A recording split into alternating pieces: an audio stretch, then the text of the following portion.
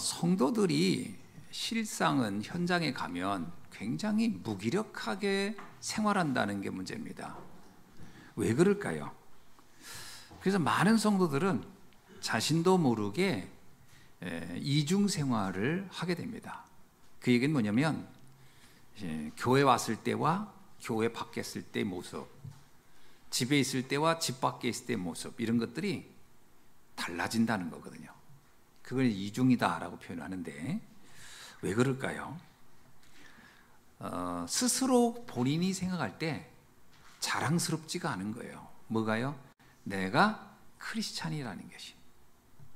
묘하게 거기에 어떤 자랑스러움과 함께 당당함도 별로 없다는 거예요. 왜 그럴까요? 대부분의 성도님들이 무기력하다라고 하는 겁니다. 다른 말로 말하면 무기력은 어디서 오냐면 스스로가 생각할 때 나는 게 무능하지? 이라고 생각하는 거죠.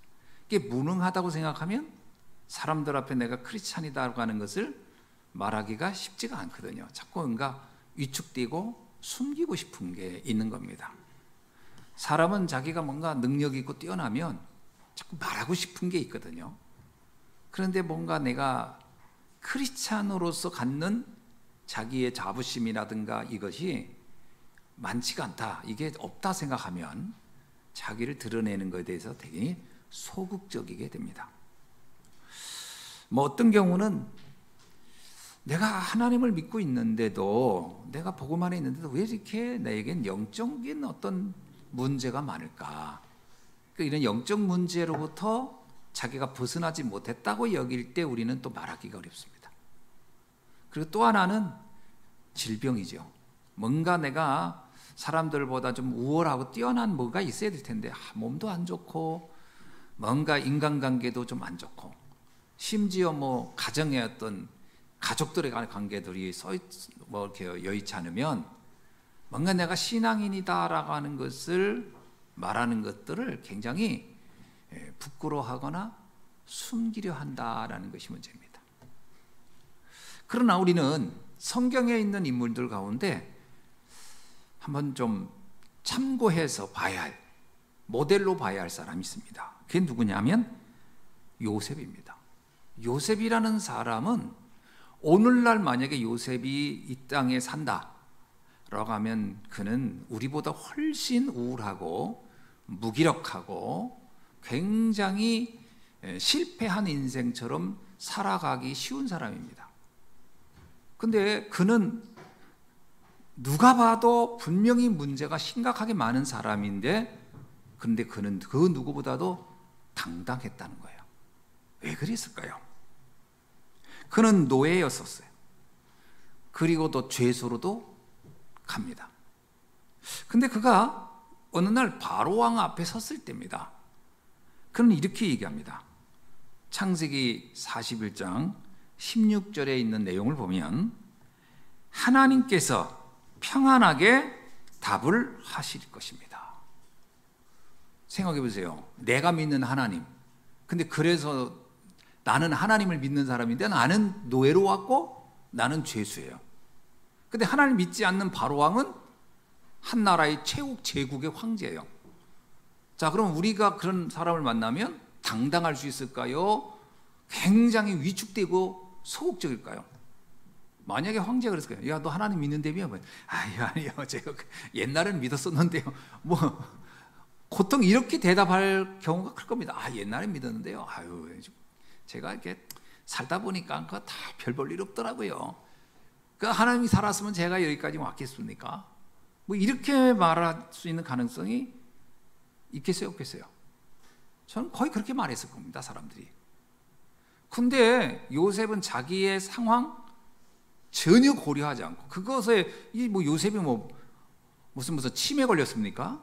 아니죠. 자기 상황을 누구보다 잘 알죠. 그런데 황제에게 말합니다. 하나님이 당신에게 답을 줄 것입니다. 그럼 내가 믿는 하나님은 어떤 하나님이에요?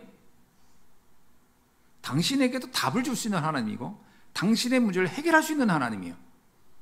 그럼 하나님이 반대로 바로왕이 물었겠죠. 근데 그 하나님이 너는 왜 이렇게 살게 했냐? 그러면 글쎄요, 이렇게 했어요? 여기에도 답을 가지고 있었다라는 겁니다.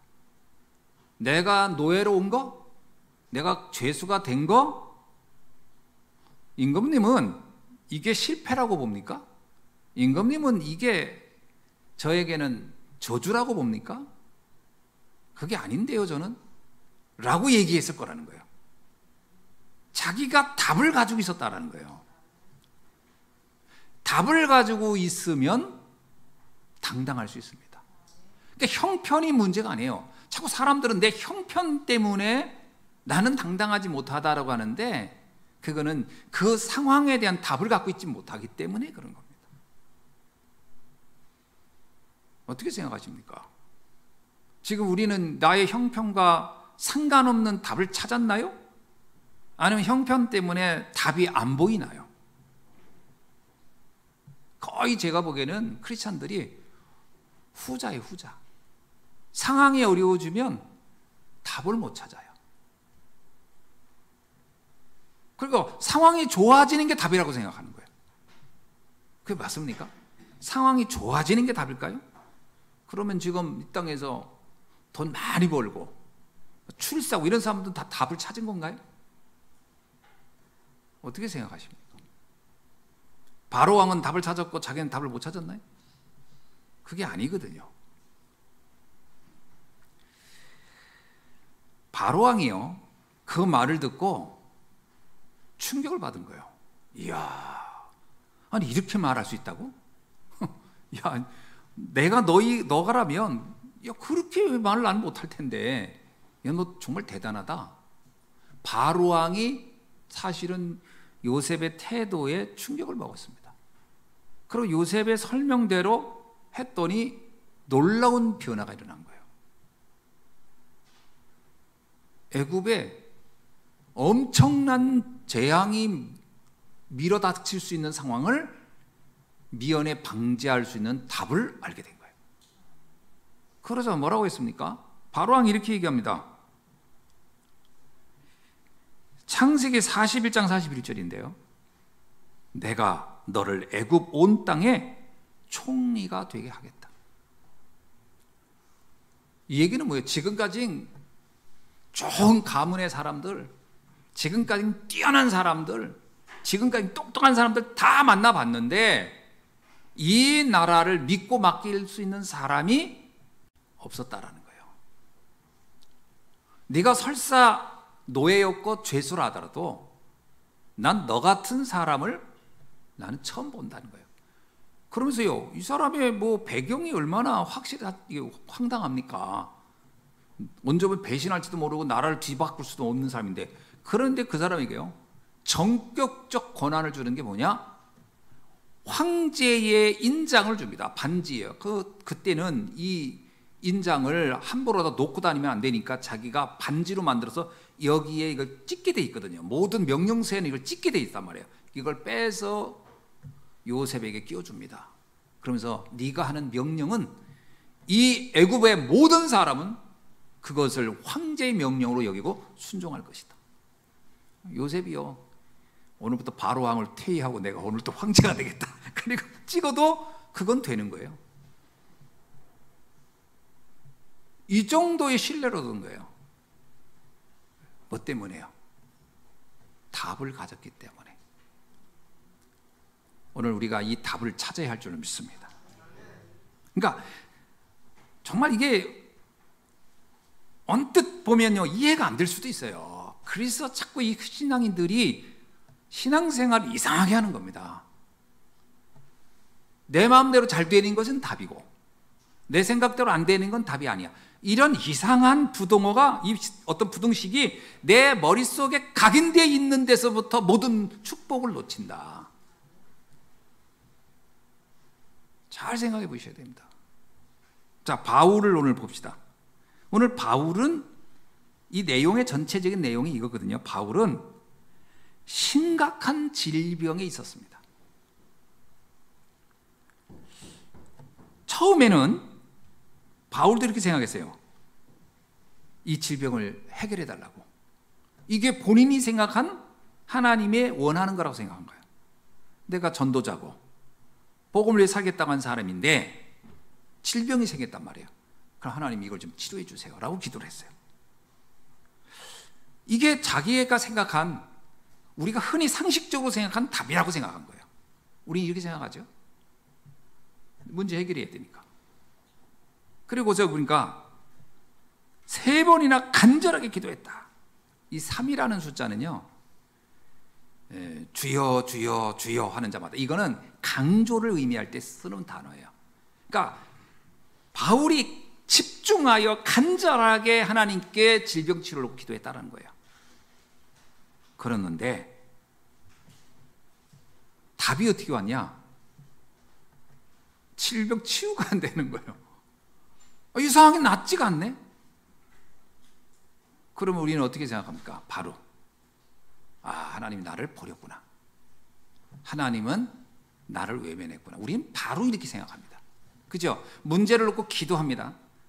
이 문제를 해결해 주세요 하겠는데 이게 해결이 안 돼요. 그러면 바로 생각해내는 게 뭐냐? 하나님은 내 기도를 안 들으셨나 보다. 거의 이렇게 바로 결론을 내버립니다. 근데 바울은 그렇게 말하지 않았어요. 그가 이렇게 얘기합니다. 왜 응답을 안 했을까? 다른 건 응답을 하시던 하나님이 왜 이 문제에는 응답을 안 했을까? 여기에 질문을 가진 거예요. 내가 건강한 게 주님이 올 때는 신경질 나나? 이렇게 생각했을까요? 아니에요. 그렇지 않았습니다. 뭐라고 생각하냐면, 내 은혜가 내게 족하다. 이건 무슨 얘기예요? 내가 건강하지 않다더라도 내가 받은 축복으로 나는 충분하다. 이거를 깨닫고 나니까 어떻게 생각했겠어요? 약간 부끄러웠던 거예요. 내가 늘 뭔가 부족하다고 생각했구나. 아니야, 나는 충분해. 지금까지 받은 은혜만으로도 나는 충분해. 아멘? 별로 아멘이 잘 안 나와요. 그러니까 바울은 생각한 거예요. 지금까지 내가 받은 은혜만 생각해도 이 얼마나 어마어마하냐. 여기에 이 질병 하나가 해결되지 않았다고 여기에 얼마나 내가 이건 놓고 하나님 앞에 간절했을까. 뭔가 아쉬움, 부족함, 뭔가 모자람, 이것으로 나는 시달렸던 거예요. 내가 모자라지 않구나, 부족한 게 없구나. 서로 인사합시다. 부족함이 없음을 고백합시다. 아멘. 쉽지 않죠? 잘 안 되죠? 그래도 요거 하나는 좀 해결해 주세요. 이러고 싶죠?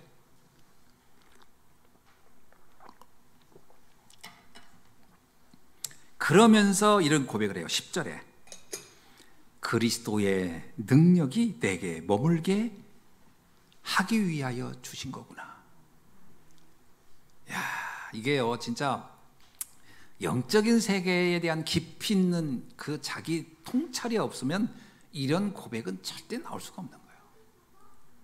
내가 이것 때문에 더욱 주님 앞에 간절해질 수 있고 주의 은혜를 깊이 묵상할 수 있고 내가 받은 은혜가 얼마나 큰지를 내가 알게 되는 거구나. 만약에 내가 이런 일이 없었다면 나는 이걸 놓고 이렇게 깊이 생각해 본 적도 없었겠구나. 주의 능력이 내게 머무는 통로가 되었구나. 그러면서요, 바울은 그날 이후로 질병을 놓고 기도하지 않았습니다. 그러면 이 질병이 바울의 인생을 무너뜨렸나요? 아니에요. 놀랍게도요, 바울에게 질병은 있었는데 질병이 바울을 지배하지 못했어요. 바울이 어쩌면 그 질병을 통제할 수 있는 능력을 갖게 됐어요. 그래서 바울 인생 전 인생을 놓고 보면 이 질병 때문에 그가 받은 사명을 중단하거나 그것을 하지 못한 적이 없다. 그러니까 질병이 있든 없든 상관이 없을 만큼 바울은 자신의 주신 하나님의 사명을 끝까지 완수할 수 있었다. 그러면 그 질병은 나에게 뭐예요? 문제가 되지 않았던 겁니다. 우리는 잘 봐야 돼요. 그 문제가 과연 나에게 저주일까 재앙일까? 그게 아닐 수 있다라는 거예요. 그 내 생각이 그렇게 생각할 뿐이에요. 내가 거기에 두려움에 잡혔기 때문에 그렇지 결코 그렇지 않을 수 있다. 오늘 말씀을 통해서 내가 받은 은혜가 내게 충분하다라고 하는 그 비밀을 찾는 날이 되길 주의 이름으로 축원합니다. 그래서 오늘 제목이 뭐냐면 지극히 큰 하나님의 은혜, 이런 제목을 잡은 겁니다. 첫째입니다. 바울은요, 어떤 일이 있었느냐, 그 이전에, 이런 고백을 하기 이전에 있었던 사건이 하나 있었어요. 그 전으로 한번 돌아갑시다. 그는 1절로부터 2절 좀 볼게요. 무익하나마 내가 부득불 자랑하노니, 뭔가 내가 좀 말하고 싶은 게 있어.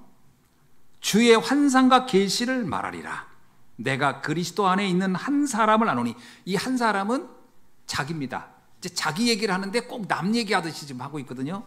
야, 내가 누구 하나 아는데 그 사람이 지난달에 어디를 갔다. 그 자기 얘기거든요. 이제 바울은 지금 자기 얘기, 내가 그러는데 하면 너무 사람들한테 좀 거만하게 보이고 교만하게 보일까봐 내가 아닌 척, 그러면서 이제 그 다른 사람 말한 듯 얘기를 합니다. 근데 그가 14년 전에 셋째 하늘에 이끌려간 자라. 참 재미나요. 셋째 하늘에 체험을 했다는 거예요. 이게 셋째 하늘이 뭘까요? 무슨 하늘이 1차 하늘, 2차 하늘, 3차 하늘이 있다는 얘기일까요? 아까 얘기했죠. 3이라는 숫자가 가지고 있는 것이 굉장히 강조점이 있는 거예요. 주여 주여 주여 하는 자마다 내가 진실로 진실로 진실로 네게 이르노니 할 때 이 3은 최고 강조점을 얘기할 때 쓰는 표현입니다. 그럼 셋째 하늘은 뭐예요? 내가 깊은 영적 세계를 체험했다, 이 말을 하는 거예요. 영적인 비밀을 알았다. 뭘 알았죠? 이 셋째 하늘이라는 얘기는 단순한 어떤 신비 체험을 얘기하는 게 아닙니다. 사실은 내가 1단계 신비, 2단계 신비, 3단계 신비 이걸 체험했다, 이 말이 아니고요. 내가 어떤 깊은 영적 세계를 내가 발견하게 됐다. 근데 여기서 이렇게 얘기해요. 내가 몸 안에 있는지 몸 밖에 있는지, 이 말을 2번을 강조해요. 내가 몸 안에 있었는지 몸 밖에 있었는지 모른다. 이게 무슨 말이에요? 내 의식과 무관하게, 내 수준과 무관하게, 내 노력과 무관하게, 이건 나와 아무 상관없이 이루어진 사건이다라는 거예요. 뭐예요? 하나님의 은혜로 된 거예요.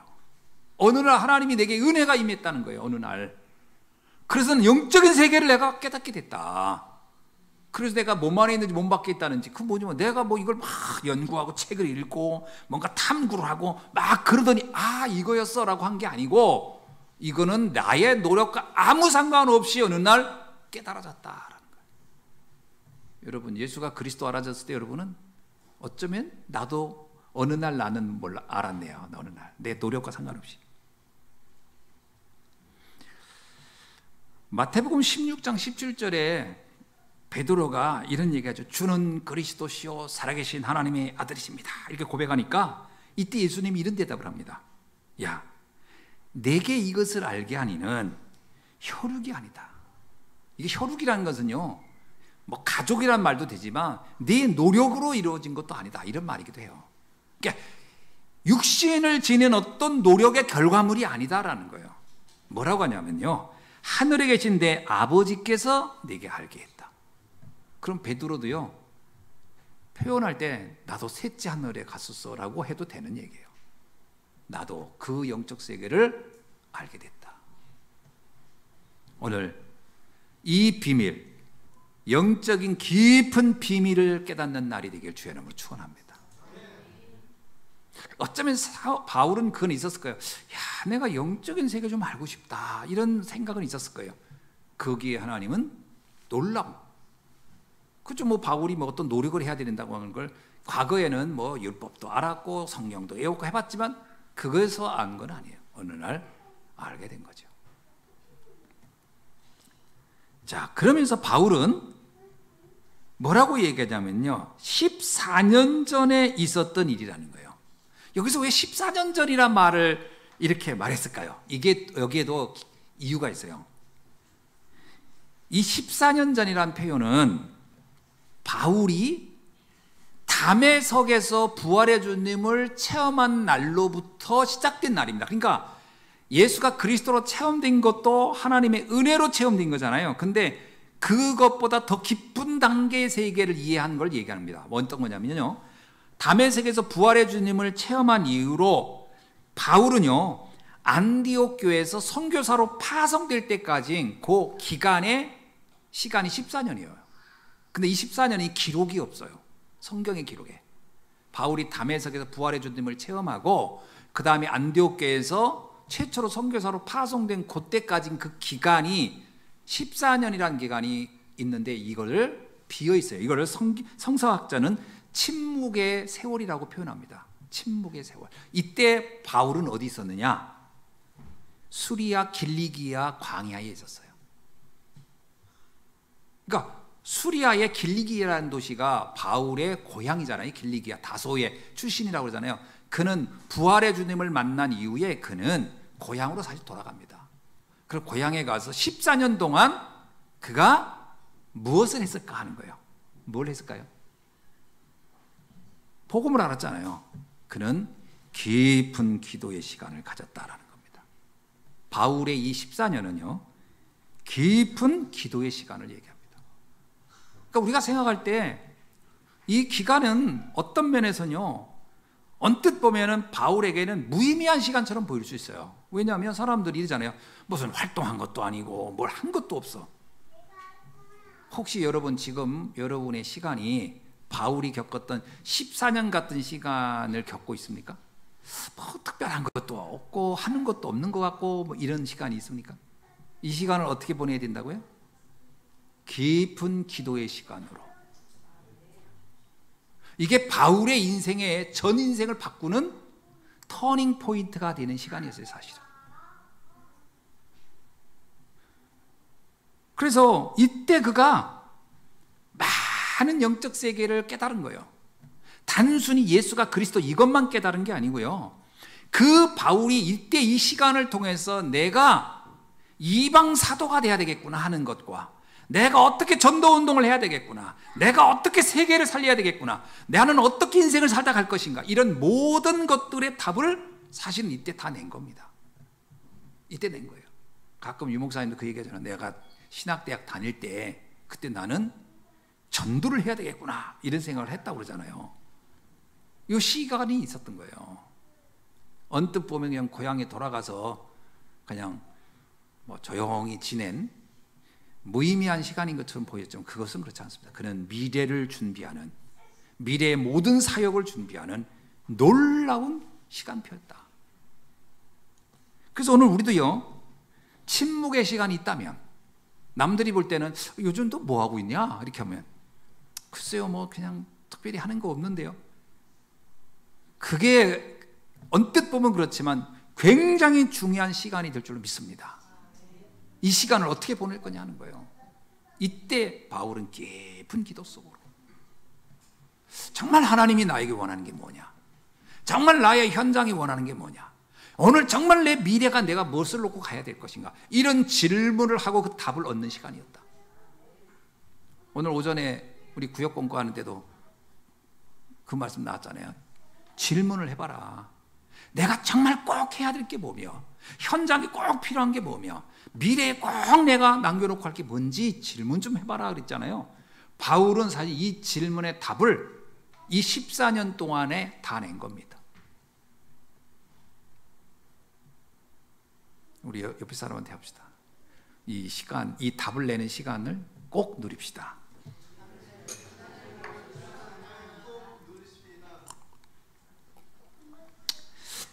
사람이요, 막 분주하고 바쁘고 그러면 도리어 이 질문 못해요. 조금 요즘 내가 특별히 하는 게 없고 좀 한가하다 그러면요, 이게 굉장히 중요한 시간입니다. 보통 이 시간 사람들은 무너지거든요. 이때 이 시간 사람들은 이렇게 뭐라고 할까, 침체기라고 생각하는 거예요. 그게 세상 사람이 보는 것과 하나님의 사람이 보는 것 달라야 돼요. 여러분, 우리 침체기가 아니고 중요한 답을 찾는 시간이 돼야 됩니다. 바울은 이 시간을 가졌던 거예요. 14년의 시간. 그러니까 자기가 14년 전 이 얘기를 왜 했겠어요? 그 시간은 나에겐 잊을 수 없는 깊은 시간으로 들어가서 인생의 모든 답을 찾아내는 시간이었다. 그 결과 내가 어느 날 기도하는데 어느 날 질병이 왔을 때도 문제가 되지 않더라. 이 얘기입니다, 사실은. 기도는 어떤 거냐? 우리의 무능을 뛰어넘는 하나님의 능력을 체험하는 최고의 시간인 줄 믿습니다. 그러니까 기도를 이해 못하는 사람은요, 자신의 무능과 한계에서 그냥 무너져 버려요. 사람들 제일 많이 뭐라 하는 줄 알아? 난 안 돼요. 그 얘기는 뭘 얘기하는 거예요? 나는 안 돼요. 난 못해요. 이 말은 뒤집어 얘기하면 난 기도 몰라요. 난 기도한 적도 없어요. 그 얘기거든요. 그게 굉장히 부끄러운 얘기예요, 그게. 그러니까 기도를 하고 있지 않다라는 것을 그렇게 우회적으로 표현한 거예요. 나는 안 돼요, 이 말이. 모세는 홍해 앞에 있을 때 뭐 했죠? 모든 백성들은 난리를 쳤습니다. 불가능하다고. 안 돼요. 그때 모세는 기도했습니다. 히스기야 왕은 죽음이라는 문제가 자기 앞에 왔어요. 그때 그는 딱 하나를 선택합니다. 기도를 선택합니다. 하나님 앞에 집중하여 기도하기 시작합니다. 다니엘과 에스더, 그는 포로로 끌려가서요, 어쩌면은 에스더 같은 경우는요, 완전 몰살당하기 직전의 상황까지 몰립니다. 이거를 반전시킨 것은 기도였던 겁니다. 초대교회가 얼마나 상황이 안 좋았습니까? 유대인들의 핍박, 그리고 본격적으로 로마의 공격이 시작되기 그런 상황인데, 그 상황을 다 축복으로 바꿀 수 있었던 것은 그들이 모여서 기도를 시작한 것으로부터 바꾼 겁니다. 마가다락방에서 오로지 그들의 기도에 힘썼느라. 우리 옆 사람에게 서로 얘기합시다. 오로지 기도에 힘써 봅시다. 지금처럼 하면 안 됩니다. 진짜 기도에 힘써 봐야 돼요. 두 번째입니다. 두 번째, 바울이 체험한 은혜는 뭐냐? 고통을 기뻐할 수 있는 은혜를 찾았어요. 고통인데, 질병인데 이걸 기뻐했다는 거예요. 오늘 본문의 표현이 뭐라고 하냐면 7절을 읽어볼게요. 여러 계시를 받은 것이 지극히 크므로, 그러니까 은혜는 계속 받고 있었어요. 은혜 중에 있었어요. 잘 들어보세요. 바울이 지금 뭔가 무너져 있는 상태가 아닙니다. 은혜를 받고 있어요. 여러 계시를 받아 지극히 크므로 너무 자만하지 않게 하시려고. 지금 많은 은혜 속에 있었는데 갑자기 문제가 탁 온 거예요. 어떻습니까, 우리도? 뭔가 은혜 받고 요즘 이제 주의 은혜가 감사합니다. 그런데 그때 문제가 팍 와. 바울도 그런 거예요. 그때 문제가 온 거예요. 뭐라고 하냐면요, 표현이 이릅니다. 내 육체 가시 곧 사단의 사자를 주셨으니. 이야, 표현이 진짜 기가 막혀. 사단이 내게 가시가, 그 질병이 사단이 준 것처럼 느껴질 만큼 아팠다는 거예요. 사단의 가시라고 느낀 거예요. 사단의 가시. 사단이 준 거. 그러니까 하나님이 뭐 이렇게 나를 테스트하려고 준 게 아니고, 이건 누가 뭐라고 해도 이건 사단이 준 거야 라고 할 만큼, 이건 하나님하고 상관이 없는 거네. 너무 고통스러운 게 내게 왔다, 이거예요. 이거를 신학자들은 이렇게 표현합니다. 지속적으로 바울을 괴롭힌 것으로 육체에 고통을 주는데, 그것이 때로는 두 가지로 보는 거예요. 하나는 간질, 바울이 발작하는 때가 많았다는 거예요. 간질. 전도자 바울에게 이게 있었다는 거예요. 사람들 세워놓고 메시지 하려는데 갑자기 발작을 해버리는 거예요. 이 얼마나 고통스럽게 해서. 그 다음에 또 하나가 안질이에요, 안질. 근데 원래 안질은 그 중앙아시아에 있는 사람들한테 많이 일어나는 질병입니다. 왜냐하면 이 먼지가 많고 이런 그 사막에 이런 그 건조한 데서 일어나니까. 근데 바울이 심했다는 거예요. 그래가지고 바울이 뭐냐면 항시 메시지를 대피를 시킵니다. 제가 못 써요. 눈이 안 보이니까. 그래서 마지막에 그 골로새서인가 거기 보면 내가 큰 글씨로 너에게 내 이름을 써서 보내니, 그 뭐냐, 마지막 이건 내가 쓴 거야 라고 하면서 사인을 크게 해서 보낸 경우가 있다는 거죠. 그러니까 바울도 눈이 굉장히 나빴다. 오늘날 같이 있으면 내 안경이라도 하나 맞춰줄 텐데 그때는 안경이 없을 때니까. 이게 얼마나 불편했겠어요. 그죠? 그래서 뭐 이런 표현이죠. 내가 너를 잘 알아보지 못하는 것을 너무 탓하지 마라. 뭐냐, 봤는데 참 누군지 몰라. 그러면 이제 서운할 거 아니에요. 근데 그런 거 가지고 시험 들지 말라. 내가 너 잘 못 알아보는 거에 대해서 뭐 이런 것도 있는데 이게 전부 다 안질과 관련이 있다라고 학자들은 보는 거거든요. 자, 그러면 뭐 간질에다가 안질에다가 질병이 참 많죠. 거기에다가 또 어떤 학자는 통풍이 있었다라고 얘기도 하더라고요. 그러니까 오늘날이야 통풍하면 약으로 쓰지만 옛날 통풍이 있으면 이거 도저히 감당이 안 되는 거지. 이런 질병을 안고 있었다, 뭐 이런 얘기도 하고 있습니다. 표현할 수 없을 정도의 고통이 심했다는 거예요. 근데 바울은 이 질병을 놓고 하나님께 기도했는데 이 질병은 해결되지 않았습니다. 도리어 9절에 뭐라고 얘기하죠? 나에게 이르시기를. 이거는요, 나는 그렇게 생각해가 아닙니다. 하나님이 그렇게 말씀했다라고 받는 거예요. 여러분, 우리가 하나님의 말씀을 받을 때 난 그렇게 생각해 하는 거고요, 이건 하나님의 말씀이야 하는 건 천지차이입니다. 여러분 어떻습니까? 이거 메시지 들을 때 아이고 저 목사님이 하는 얘기야 하는 거하고 저건 하나님이 하신 말씀이야 하고는 다른 거거든요. 여기서 바울이 이렇게 합니다. 주께서 내게 말씀했다는 거예요. 이건 하나님이 말씀이야. 이건 내 생각이 아니고 내 은혜가 내게 족하도다. 이는 내 능력이 약한 데서 온전하여 짐이라. 이거는 제가 이 성경 구절이 다른 어디에 있는가 봤더니 없어요. 이 성경 구절은 어딘가를 인용한 게 아닙니다. 이거는 바울이 그냥 자기가 이건 하나님의 음성이야 라고 고백한 거예요. 아멘. 그럼 여러분 중에도 이건 하나님이 내게 주신 음성이 하는 게 있어요? 뭐 있어요? 한번 찾아보세요.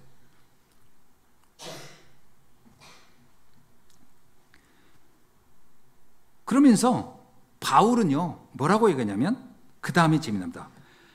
그러므로 도리어 크게 기뻐함으로. 나는 너무 기쁘다는 거예요. 여러분 보세요. 응답받지 않은 게 기쁘다는 거예요. 내가 원했던 기도가 응답되지 않은 것인데 나는 크게 기뻐했다라는 거예요. 할렐루야. 어떻게 이런 표현을 할 수 있을까요? 여러분 같으면 크게 기뻐했고 크게 낙심했을까요? 어느 쪽이에요? 크게 낙담 쪽이에요? 크게 기뻐하는 쪽이에요? 한번 물어봅시다. 차마 답을 못하겠죠? 기도 응답은 크게 네 가지로 옵니다. 기도 응답은 네 개. 첫째입니다. 어떻게 오냐? 즉답으로 옵니다. 즉답. 바로 오는 답이 있어요. 예를 들면 사도행전 9장 36절로 43절에 보면 베드로가 그 다비다가 죽었다는 얘기 듣고 가가지고 기도해 줬더니 다비다가 바로 살아난 거 있죠? 그 즉답으로 오는 응답이 있어요. 기도. 또 하나가 있어요. 체답으로 오는 겁니다. 체답. 좀 지체되어 오는 응답이에요. 이사야 60장 22절에도 뭐라고 하냐면 때가 되면 나 여호와가 속히 이루리라. 그러니까 그 때가 하나님이 알아서 하는 때가 아니고 한참 지체된 이후에 오는 답이 있다라는 거예요. 그 다음에 변답이죠. 변답. 바뀌어서 오는 답입니다. 사도행전 16장 6절로 10절 바울은 기도합니다. 하나님 나를 아시아로 보내주시옵소서. 난 아시아를 가야겠습니다. 근데 하나님은 마게도냐로 가라. 그러니까 변답이에요. 변한 답으로 와요. 전혀 다른 답으로 온 거예요. 그 다음에 네 번째 따라합시다. 무답. 무답이 있어요. 답이 없어. 어떤 경우죠? 오늘 본문의 내용입니다. 내 병을 고쳐주시옵소서라고 했는데 안 고쳐줄게. 무답으로 왔어요. 그러니까 잘 보세요. 이 네 가지 답은 다 하나님이 주신 답입니다. 즉답, 그 다음에 체답, 변답, 무답. 네 가지는 다 하나님의 주권 속에 있는 거예요. 그러니까 어떤 답이 맞고 어떤 답은 아니다. 나는 언제나 즉답을 원합니다. 즉답, 증문, 증문, 증답? 네. 그것만 원합니다. 그럽니까? 곤란합니다. 그건 내 생각이지. 하나님의 진짜 답은 즉답도 있지만 무답도 있다. 변답도 없고 체답도 있다. 다르게 오는 것도 있고 뭘 한참 후에 오는 것도 있고 모든 것은 하나님의 절대 주권 속에 있다라는 거 여러분 믿으셔야 돼요. 그러니까 내 방법대로 내 생각대로 돼야 된다? 그래서 주님이 이런 얘기한 거예요. 너의 생각이 나의 생각과 다르고 너의 기준이 나의 기준과 다르다. 하나님이 생각하는 거는요, 우리의 생각을 뛰어넘기 때문에 우리가 원하는 것을 주님이 주시기 원하면 주님이 원하는 걸 내게 주시는 줄로 믿습니다. 네. 그래서 기도 응답에 대해서는 여러분 확신해야 돼요. 기도 응답을 의심하면 안 돼요. 뭐라고 나오냐? 기도 응답을 주님은 이와 같이 말했어요. 요한복음 15장 7절인데요. 너희가 내 안에 거하고 내 말이 너희 안에 거하면 무엇인지 원하는 대로 구하라. 그리하면 이루리라. 이 이루리라가 하는 얘기는 네 가지예요. 즉답, 체답, 변답, 무답으로 줄 것이다. 의심하지 말아라. 또 요한복음 16장 24절. 지금까지는 너희가 내 이름으로 아무것도 구하지 아니하였으나 구하라. 그리하면 받으리니 너희의 기쁨이 충만하리라. 이게 바울이 받은 응답입니다. 무답인데 기뻐했다 그러냐. 기쁘다. 감사, 크게 기뻐했다. 그렇게 하나님은 응답하신다. 마가복음 11장 24절 뭐라고 하냐? 무엇이든지 기도하고 구하는 것은 받은 줄로 믿어라. 그리하면 너희에게 그대로 되리라. 여러분이 응답을 의심하지 말고 기도 속에 있기를 주의 이름으로 축원합니다. 세 번째입니다. 고린도 후서 12장 9절에 바울은 기도 중에 가장 큰 은혜를 찾았습니다. 어떤 응답이죠? 이렇게 나옵니다. 바울이 받은 기도 응답의 응답은 사실은 만족이었어요. 내 은혜가 내게 족하도다 해서 만족. 이제 뭐죠? 충분하구나. 지금까지 받은 응답을 확인한 거예요. 제가 팀 사역을 할 때 꼭 얘기하는 게 있어요. 사람들이 갈등하고 시험 들을 때 찾아가서 무슨 얘기부터 하라겠죠? 그 사람에게 받은 응답부터 얘기해주고 앞으로 받을 응답을 얘기해주라 그랬잖아요. 거의 많은 사람들이 받은 응답을 다 잊어버리고 있어요. 내가 뭘 받았지? 그래요. 하나님께 받은 게 없다는 거예요, 자꾸. 근데 뭐라고 얘기냐? 바울은 그래, 맞아. 지금까지 내가 받은 은혜가 충분하구나. 이거를 발견한 거예요. 내가 받은 은혜가 충분하구나. 시편 23편 1절 보면 다윗 왕이 뭐라고 고백하냐면요. 여호와는 나의 목자시니 내게 부족함이 없으리로다. 아니, 지금 내가요 쫓기고 있어요. 자기 아들한테 압살롬의 그 반란으로 쫓기는데 고백은 뭐라고 하냐면 쫓기는 건 그냥 쫓기는 거고 나는 부족함이 없다. 그러니까 지금까지 받은 응답을 확인한 거예요. 저희가 난 부족한 게 없구나. 그러니까 다윗이 이 고백을 한 것처럼 오늘 우리도 받은 응답에 대한 만족, 충분함을 발견해야 할 줄로 믿습니다. 이게 바울이 기도하면서 받은 거예요. 그래서 우리가 기도 첫 시작이 뭐죠? 하나님 감사합니다. 이것부터 시작하는 거예요. 기도의 시작은 받은 응답을 확인하는 것부터 시작하는 겁니다. 그러니까 이 받은 응답이 확인이 안 되면요 원망부터 기도하기 시작해요. 하나님 내가 이것도 없고요, 이것도 없고요, 이것도 없고요. 맨날 없는 얘기만 계속하는 거예요. 하나님 이렇게 봅니다. 야, 너 사람은 태어난 건 생각 안 하냐? 그럴 수도 있습니다. 너 복음 안 거는 어떤 건데? 네가 나를 하나님으로 하고 나를 아버지로 고백하는 건 어떤 건데? 아니 너 지금 너 구원받은 게 얼마나 어마어마하다. 너 이런 건 왜 다 생각 안 하고 맨날 뭐 이것도 없다 저것도 없다 맨날 없다는 얘기만 하냐? 그러지 않겠어요? 두 번째는요. 바울은 무응답 속에서 최고의 응답을 찾았던 겁니다. 그 7절이 뭐냐면요. 여러 계시를 받은 것이 지극히 크므로 나를 쳐서 너무 자만하지 않게 하시려고 했다. 왜 내게 이 고통이라고 하는 것을 주었을까? 내가 너무 큰 은혜를 받아가지고 여기에 내가 착각할까 봐, 교만할까 봐 하나님은 나를 어느 정도의 내게 하나님 앞에 겸손하게 하시려고 이거를 주신 거구나. 이렇게 깨달았다는 거예요. 솔직히 바울은 어떤 사람인 줄 아세요? 바울은요 사도행전 19장 12절에 보면요 엄청난 능력을 가진 사람이에요. 세상으로 말하면 한번 거기 보면 이런입니다. 심지어 사람들이 바울의 몸에서 손수건이나 앞치마를 가져다가 병든 사람에게 얹으면 그 병이 떠나가고 악기도 나가더라. 이야, 여러분, 오늘로 말하면요, 바울의 옷 같은 거는 경매에 내면 뭐 어마어마합니다. 바울이 가지고 있었던 무슨 하여튼 코 묻은 손수건 하나도 막 경매에 나가면 뭐 가치를 매길 수 없을 만큼 대단했을 거예요. 그러니까 이 바울이라는 사람이 가지고 있는 영적인 능력이 대단한 거예요. 그랬으면 자칫 잘못하면요, 이 바울에게 이런 문제가 없었으면 어땠을까요? 바울이 진짜 심각해질 뻔했을 것 같아요. 여러분, 옛날에 박대선 씨라고 아시죠? 전도관 박대선. 그 사람이 왜 저렇게 유명해진 줄 아세요? 그 박대선이라는 사람이요, 사람들의 안수기도 하지 않고 막 불치병이 다 낫는 거예요, 막 실제로. 그 자기가 스스로 착각해버린 거예요. 내가 신의 대행자구나. 내가 신의. 그래서 박대선은 자기가 나중에 교주가 되고요, 자기가 메시아라고 한 거예요. 그래서 저렇게 망한 거거든. 그러니까 이 바울은요, 자기한테 질병이 생긴 거를 그래서 감사한 거예요. 나를, 인간은 인간 마음 스스로 통제 잘 안 됩니다. 이 사람이 교만해진 사람은요, 자기 보고 교만하다면 더 승질내요. 내가 어디가 교만한데? 이러면서. 왜냐면 자기가 자기를 통제 못한 게 인간이거든요. 하나님이 자기한테 어떤 의미에서 영적 브레이크를 딱 주셨다. 이것이 난 너무 감사하다. 이렇게 고백한 겁니다. 그러니까 세계 선교를 하는 데 있어서 하나님은 가장 올바르게, 바르게, 적합하게 나를 만드시고 있구나. 그게 너무 감사. 여러분, 우리가 이렇게 부족한 게 있잖아요. 그럼 그게 부족한 게 아니에요. 나를 교만하지 않게 하시려고, 나를 하나님이 세계복음에 가장 적합한 사람으로 만드시려고 하신 거라고 보셔야 됩니다. 여러분이만요, 돈도 잘 벌어, 그래도 머리도 좋아, 그래도 얼굴까지 잘생겼네, 또 말도 기가 막혀. 대부분 사기꾼 되기 쉬워요.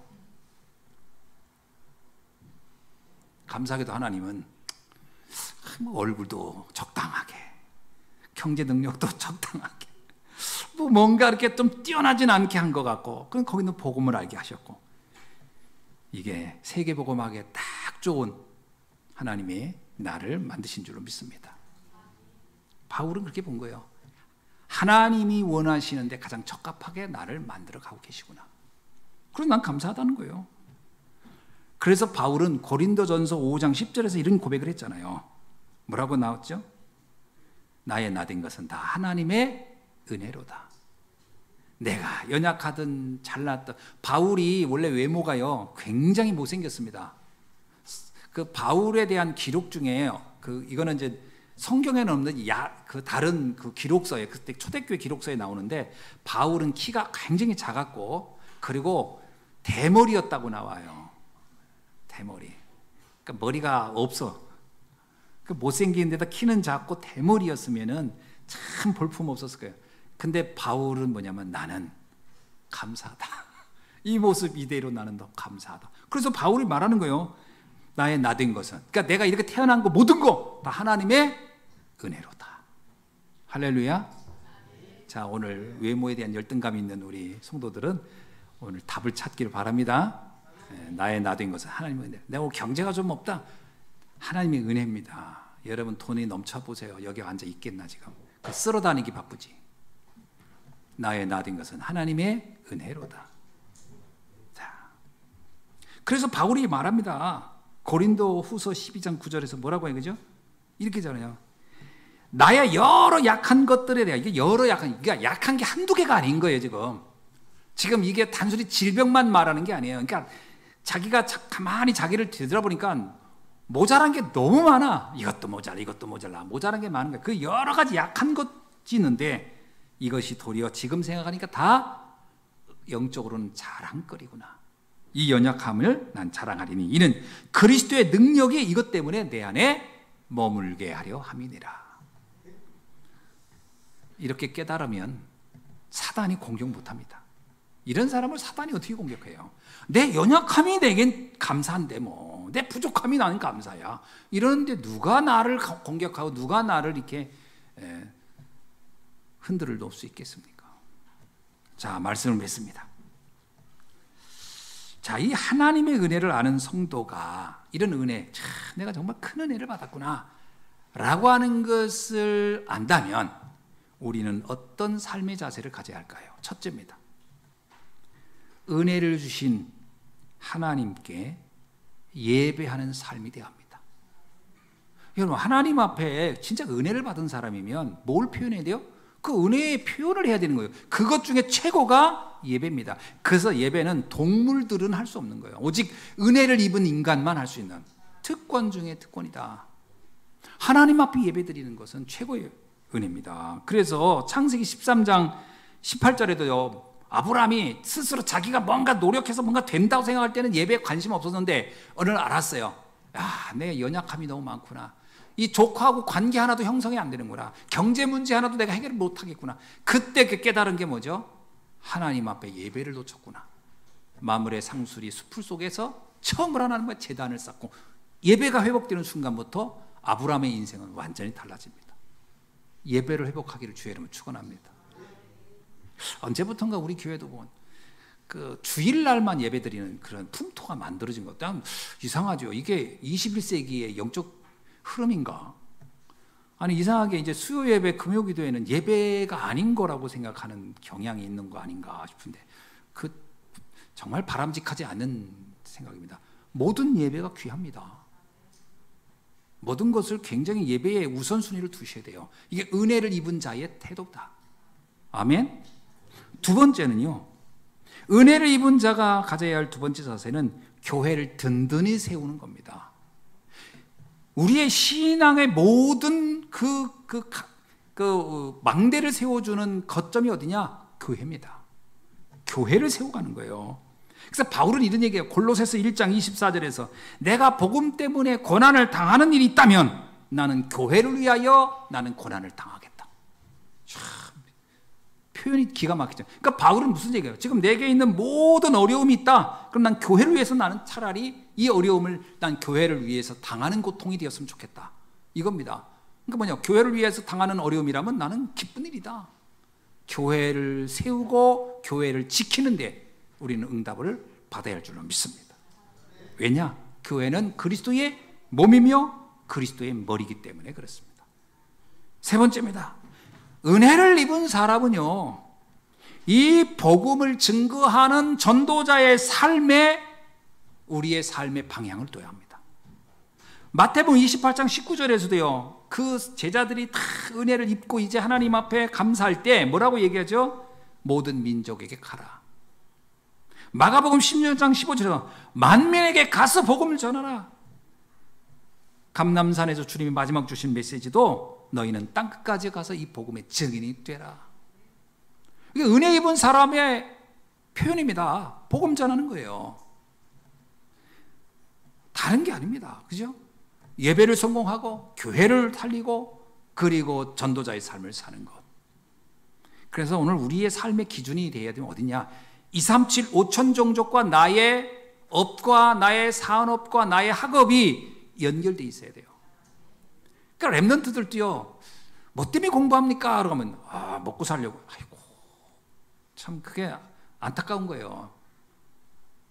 농경사회 때는 공부하면 좋은 직장 가지니까 잘 먹고 잘 살았지.